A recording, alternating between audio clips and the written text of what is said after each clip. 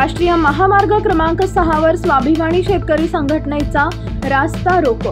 राष्ट्रीय महामार्ग 6 वरील खामगावात स्वाभिमानी शेतकरी संघटनेच्या वतीनं शेतकऱ्यांच्या विविध मागण्यांसाठी रास्ता रोको आंदोलन करण्यात आले। या आंदोलनाचे नेतृत्व खासदार राजू शेट्टी यांनी केले होते।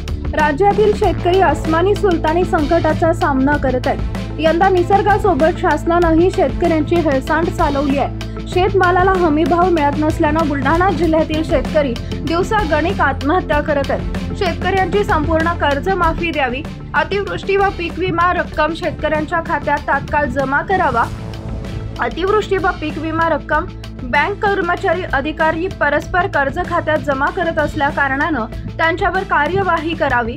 खामगाव तालुका दुष्काळग्रस्त जाहीर करावा अशा विविध मागण्यांसाठी स्वाभिमानी शेतकरी संघटनेचे जिल्हाध्यक्ष अमोल पाटील नेतृत्वात रास्ता रोको करण्यात आला। जोपर्यंत मागण्या पूर्ण होत नाहीत तोपर्यंत आंदोलन सुरूच राहील असा इशाराही यावेळी देण्यात आला होता। आपला Vidarbha live bureau report Buldhana.